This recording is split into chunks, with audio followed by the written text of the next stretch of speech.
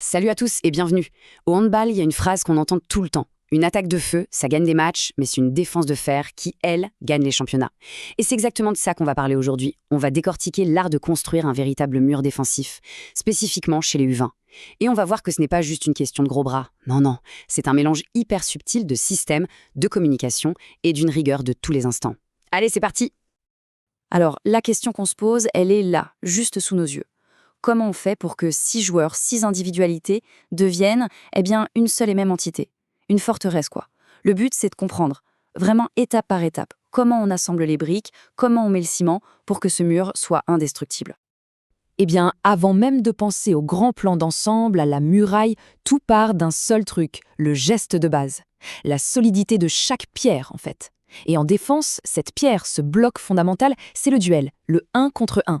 C'est simple, si chaque pierre est fragile, tout le mur s'écroule. C'est vraiment le socle de tout.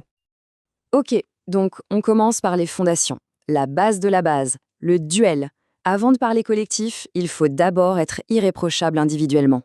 Maîtriser son espace, son adversaire, c'est la première étape, indispensable, pour construire quelque chose de solide. Et ça commence par quoi? Par les pieds, les appuis. Le pas chassé, c'est le moteur du défenseur. L'idée est super simple, mais elle n'est pas négociable. Jamais, au grand jamais, on ne croise les pieds. Pourquoi? Parce que si on croise, on est déséquilibré, on perd cette fraction de seconde cruciale et hop, l'attaquant est passé. C'est vraiment la base de tout bon déplacement défensif.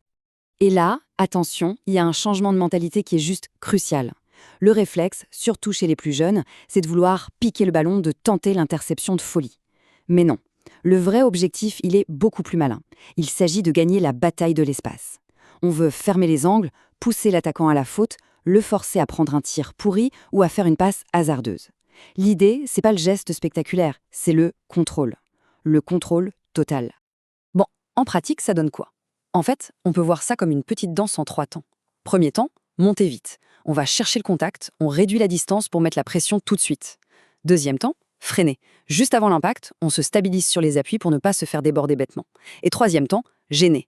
Là, les mains entrent en jeu. Une main en haut pour la passe ou le tir, et une main en bas pour contrôler le joueur. C'est millimétré, c'est une vraie chorégraphie. Voilà, nos briques sont solides. Chaque joueur sait gérer son duel. Mais des briques posées les unes à côté des autres, ça ne fait pas un mur. Il manque le liant, le ciment. Et ce ciment, en défense, c'est la communication. C'est ça qui va transformer 6 actions individuelles en une seule action collective. Cette phrase, elle dit tout. C'est aussi simple que ça. Une défense qui ne parle pas, c'est une défense morte. C'est déjà perdu. Parce que parler, annoncer, prévenir, c'est ce qui permet à tout le monde d'être sur la même longueur d'onde. D'anticiper, de rattraper l'erreur d'un coéquipier. Une bonne info criée au bon moment, ça vaut bien plus qu'une interception. Regardons un cas ultra concret. Le 2 contre 2. Là, il ne peut y avoir aucune hésitation. Les rôles doivent être clairs, nets et surtout annoncés. Le défenseur sur le porteur du ballon, il y va, il met la pression et il crie « jet » ou « pression ». Et qu'est-ce qui se passe? Automatiquement, son coéquipier se décale en aide, en couverture, et il le dit « aide ». Et c'est cette petite synchronisation, à la fois dans les mots et dans les gestes, qui fait que 2 joueurs deviennent un seul bloc. Bon, on a nos briques solides, on a le ciment qui lie tout ça. Maintenant, on prend un peu de hauteur. On regarde la vue d'ensemble, la forteresse. Comment est-ce que tout ça s'articule à l'échelle de l'équipe entière? Là, on passe de la micro-tactique à la vraie stratégie collective. Le système défensif le plus classique, le 0-6, son principe est simple à comprendre, mais hyper exigeant à réaliser. Les 6 joueurs doivent bouger comme un seul homme. Il faut s'enlever de la tête l'idée d'une ligne statique. C'est tout le contraire. C'est un bloc vivant qui glisse, qui coulisse, qui pivote en permanence pour faire face au ballon. Et ce mouvement, il a un nom, le pivot. Regardez bien ce qui se passe. Le ballon part sur une aile. Hop, toute la défense glisse de ce côté. Mais attention, ce n'est pas un simple déplacement latéral. Le joueur le plus proche du ballon, il avance un peu pour mettre la pression. Et à l'exact opposé, le dernier défenseur, lui, il recule d'un pas pour assurer la couverture. C'est comme une sorte de balancier. C'est ce qui fait que le bloc reste toujours compact. Et pour que ce balancier fonctionne parfaitement, il faut un chef d'orchestre. Et ce chef, c'est le défenseur central. Ce n'est pas juste un joueur costaud au milieu, c'est le cerveau. C'est lui qui lit le jeu, qui anticipe ce que va faire l'attaque et qui crie les ordres.